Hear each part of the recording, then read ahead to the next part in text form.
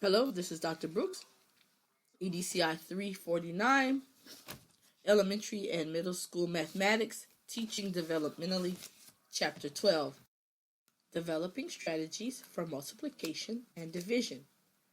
After this lecture and the chapter, and engaging in some of the embedded activities and reflections, you, the UL student, should be able to recognize how understanding place value and the properties of operation support the learning of a variety of computational strategies in multiplication.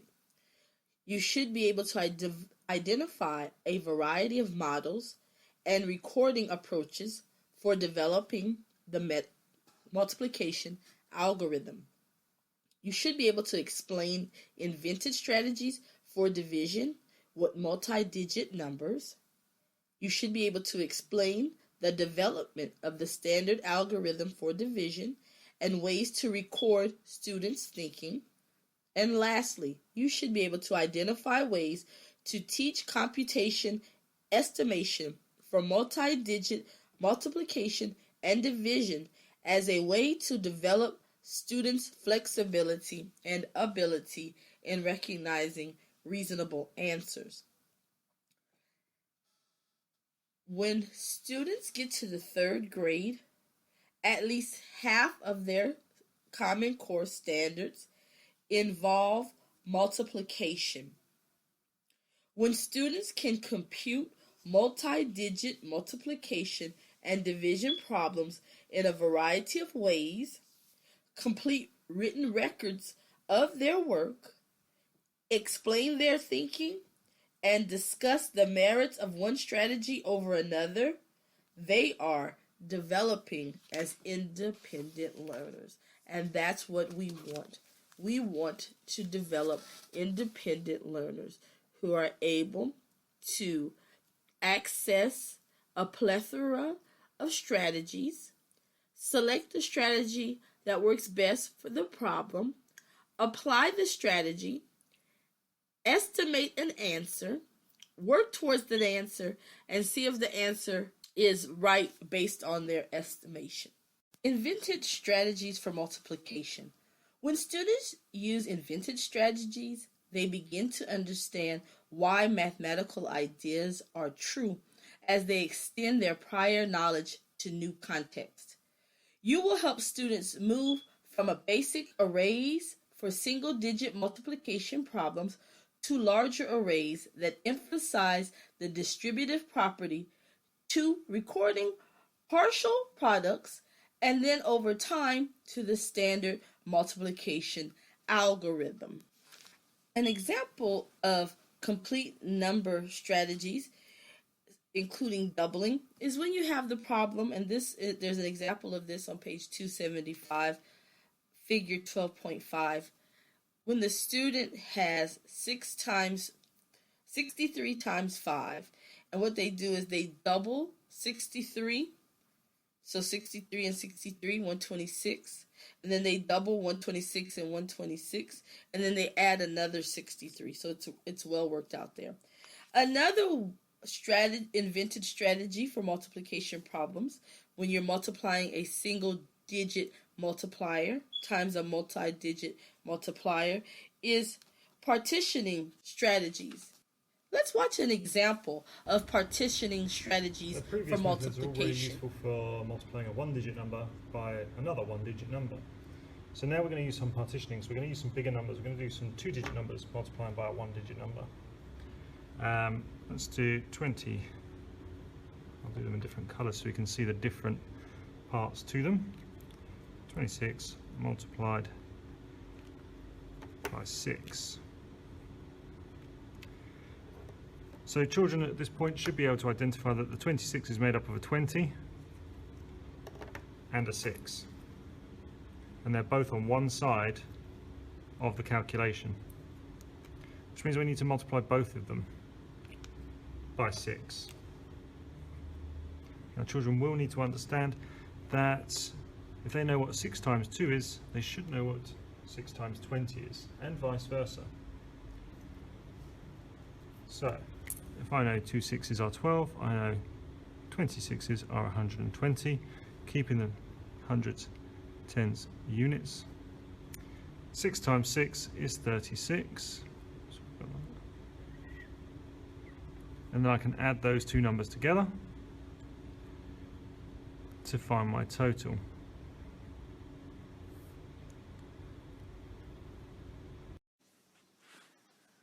This video Another is going to show you strategy the for multiplication compensation is the method compensation for strategy. multiplying. And here is a video example So of remember, the the compensation method is useful or helpful to us anytime one of our factors is close to a benchmark number or a friendly number.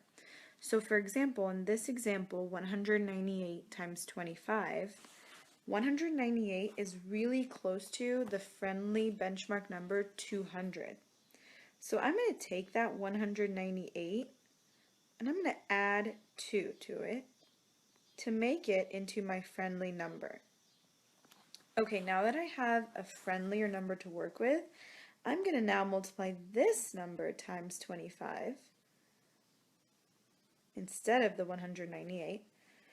And I can do this in my brain. I know that 25 times 2 is 50, and I know that I have to add those 2 extra zeros to my final product. So that means 200 times 25 got me 5,000. However, this is not the answer to my original problem. This is my answer to 200 times 25. In order for me to now find out my answer to the original problem, I have to compensate for or make up for the fact that I added this 2 to the 198. The way that I'm going to do that is by now taking that 2 and multiplying 2 times 25, and I get 50. Okay, now think of compensation as being whatever you did to one of the factors at the beginning, you have to do the opposite to the product at the end. So I added 2 to 198, so I have to subtract out those two groups of 25. So I can do this in my brain as well. I know if I have 5,000 and I take away 50, I know I'll be left with 4,950. And I'm going to show you a second example of compensation because this example was if I have to add to make my number a friendly number. Now I'm going to do an example of if I have to subtract. So if I have 152 times 30, I know 152 is really close to 150. So I'm going to take 152 and subtract 2 away, take 2 away, so that I'll have an easy benchmark number of 150. Okay, now remember, so now I use 150 instead of 152. I'm going to multiply this factor by 30. Again, I can do this in my brain because I know that 3 times 15 is 45.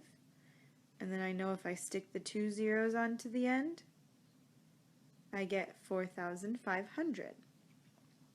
Okay, in this example, back at the beginning, I subtracted 2.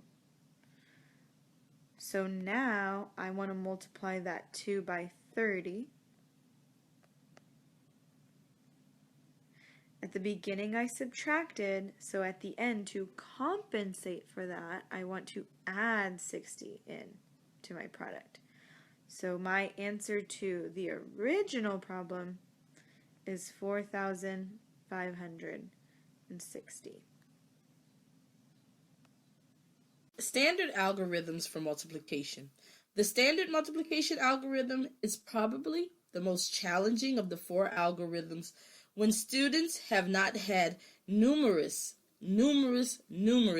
opportunities to explore their own strategies first. As with other algorithms, as much time as necessary should be devoted to the conceptual development of the multiplication algorithm using concrete or semi-concrete models with the recording of the written symbols blended into that process. So what does that mean?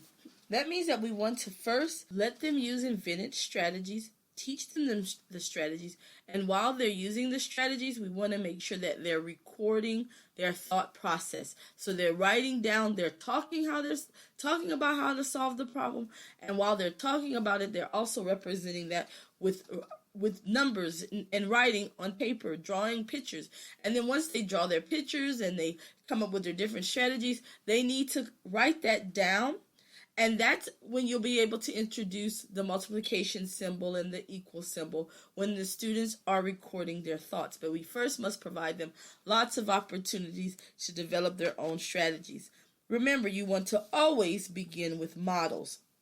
So there's the area model where you draw a garden. Remember, we don't want to give any naked numbers. We want to put everything in context at the beginning. Then we'll give them just 4 times 7.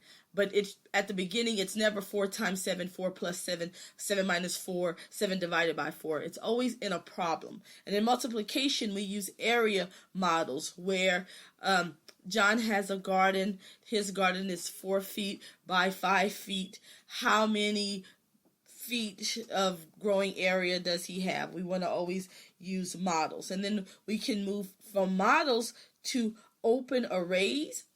And that's where we draw out the boxes and we do 36 times 72, where we have 30 plus 6, 70 plus 2, and the student works the problem that way. You can see an example of open array if you look on page 281 at figure 12.8. So these are this is how you can teach the standard algorithm for multiplication. So once we use either open or first, we're always going to use models, then we might use area models and then move to open array. After we've used these strategies, then we want to develop the written record. We want to help students develop a recording scheme, provide multiplication recording sheets with base 10 columns on which students can record problems. There are some examples of this on page 282, figure 12.9, which will just help students keep, especially when you move to single-digit multiplier times a multi-digit multiplier. And giving columns can help students keep everything aligned with place value. So there are different types of written records. There is the partial products, and there are lattice multiplication. We have examples of both of those in the video. I'm going to do a couple of lattice multiplication examples in this video, and in the next one we'll try to understand why it worked. So let's say we're trying to multiply 27 times 48. So what you do is you write down your 27, and the 2 and the 7 are going to get separate columns, and you write your 48 down the right-hand side, and then you draw a lattice. This is why it's called lattice multiplication. So the 2 is going to get its own column, the 7 is going to get its own column, the 4 is going to get its own row, and the 8 is going to get its own row. Now the fun thing about lattice multiplication is you get to do all of your multiplication at one time, and then you can finish up the problem with all your addition. You don't have to keep switching gears by carrying and all of that, although there is carrying, but it's all while you're doing in the addition step. Now we're almost done with our lattice. We actually have to draw these diagonals here. We'll understand in the next video why these diagonals even work. Just like that. And now we're ready to multiply. 7 times 4 is 28. 7 times 4 is equal to 28. So you write down a 2 and an 8, just like that. 2 times 4 is equal to 8. So you write down a 0, 8, just like that. Then you have 7 times 8. 7 times 8 is equal to 56. So we write down a 5 and a 6. And then finally 2 times 8 is equal to 16. So you write down a 1 and a 6. Just like that. And we're done all of our multiplying. Now we're ready to add. So what you do is you go down these diagonals that I drew here. So this first diagonal, which is really the ones diagonal, you just have a 6 sitting here. So you write a 6 just like that. Then we move over to the next diagonal. This diagonal with the 6, 5, and 8 in it. That's our tens diagonal. So 8 plus 5 is 13. 13 plus 6 is 19. So you write your 9 right here in the tens place, and now you carry the 1 and 19 up there into the hundreds place, because this isn't just 19, it's actually 190. It's 19 tens. Anyway, you carry your 1. You have 1 plus 2 is 3. 3 plus 8 is 11. 11 plus 1 is 12. You write the 2 in your hundreds place, and you carry the 1 into your thousands place. 1 plus 0 is 1, so you just have a 1 in your thousands place just like that. And you get our answer. 27 times 48 is equal to 1,296. 1,296. Let's do a harder problem, one that requires more digits, just to show that this will work for any problem. Let's say we had 5,479 times, let's do a 3-digit number, times 787. So just like we did in the last time, we make 4 columns, one for the 5, the 4, the 7, and the 9. So we'll have a 5,479, and then times 787, so they each get their own row. 787. Just like that. And then we have to draw our lattice. Draw the lattice. So each of these guys get their own column. Draw the columns. Just like that. And then each of these characters get their own row. One row for the 7. One row for the 8. And one row for this other 7. Then we have to draw the diagonals. So we draw like that. 1 diagonal, 2 diagonals, 3 diagonals, 4 diagonals. I think you get the idea. And then we have just 1, 2 more diagonals. We're ready to multiply now. So it's 9 times 7. I won't do it on the side here. We know our times tables. 9 times 7 is 63. 7 times 7 is 49. 4 times 7 is 28. 5 times 7 is 35. Let me switch colors arbitrarily. 9 times 8 is 72. 7 times 8 is 56. 4 times 8 is 32.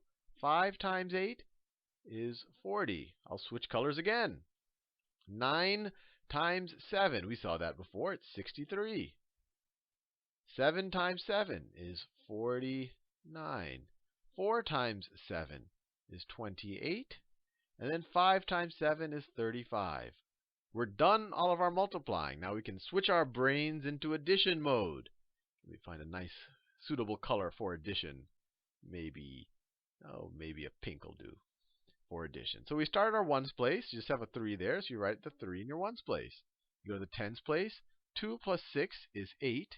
8 plus 9 is 17. Write the 7 in the tens place. Carry the 1 into the hundreds place. I wrote a 1 really small here. 1 plus 3 is 4. 4 plus 7 is 11. 11 plus 6 is 17. 17 plus 4 is 21. 21 plus 8 is 29. Write the 9 in the hundreds place and carry the 2. 2 plus 6 is 8. 8 plus 9 is 17. 17 plus 5 is 22. 22 plus 2 is 24. 24 plus 2 is 26. 26 plus 5 is 31. Carry the 3.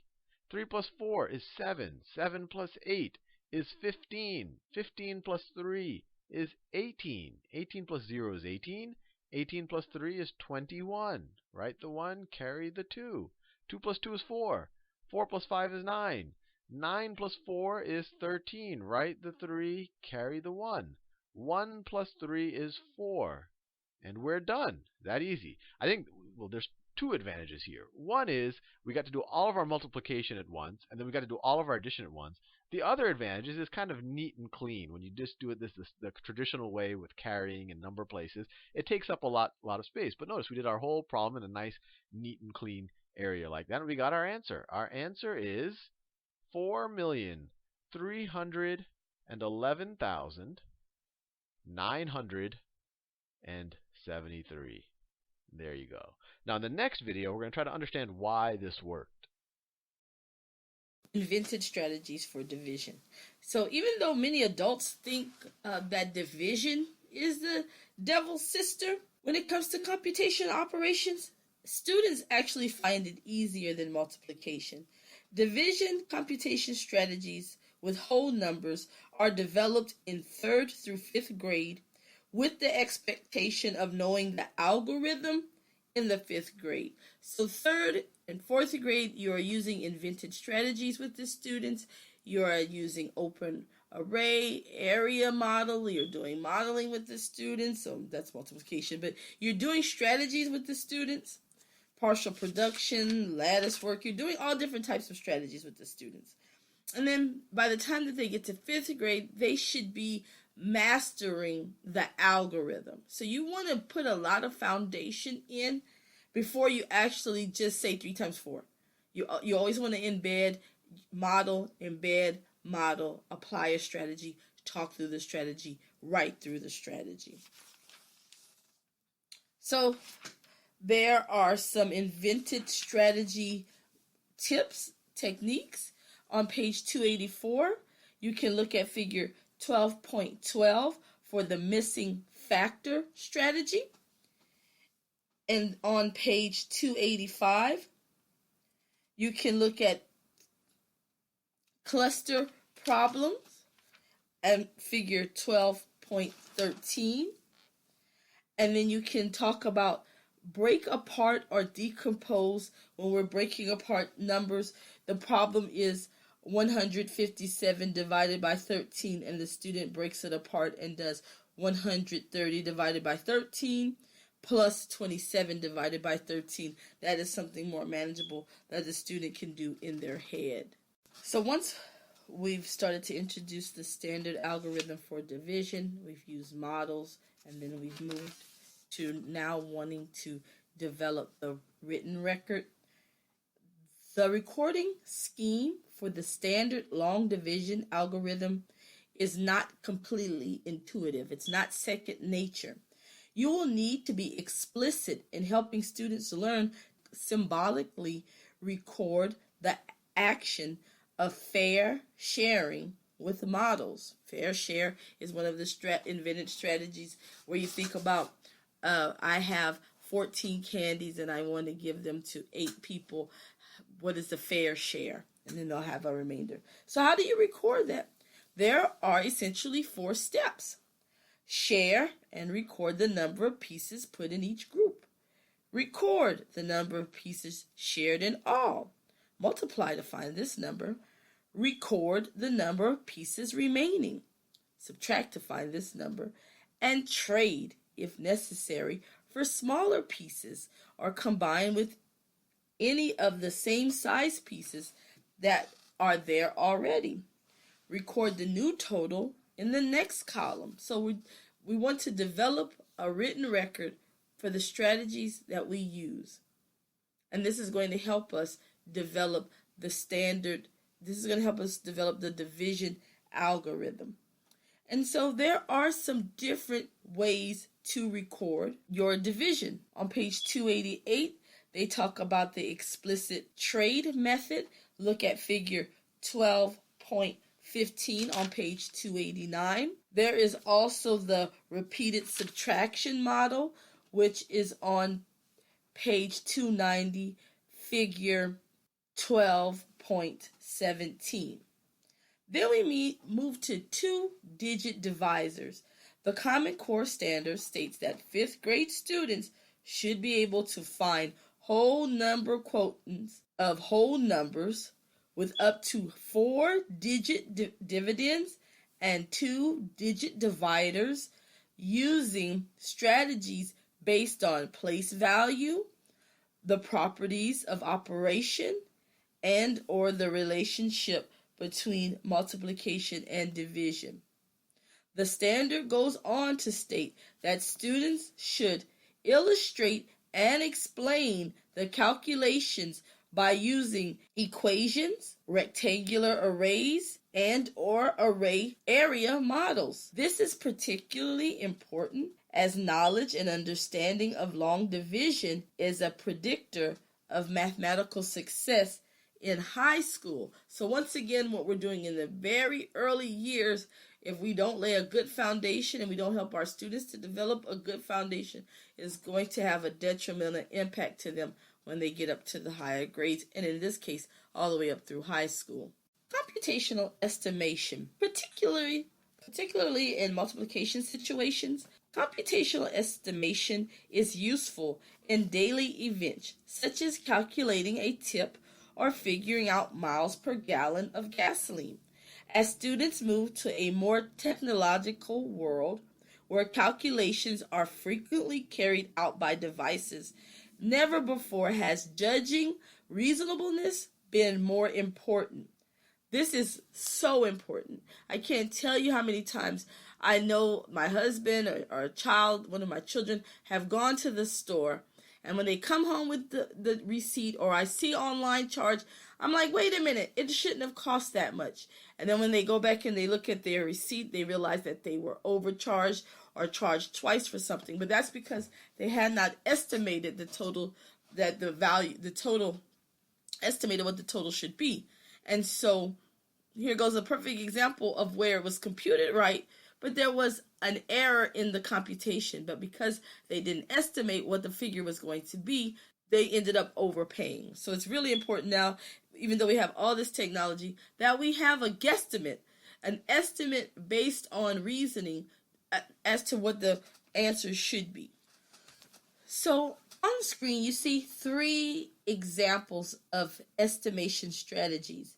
You have the front-end estimation strategy, rounding estimation strategy, and then compatible numbers estimation strategy. And you can see right there, for front end, you have the number 480 times 7. The front end estimate would be 400 times 7. Then we have rounding, where you would want to round to the nearest tens, hundreds, or thousands.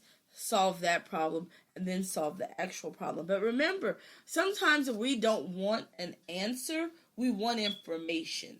So you have to remember, and you have to help students understand that there are times when we just want an estimate, we don't want an answer.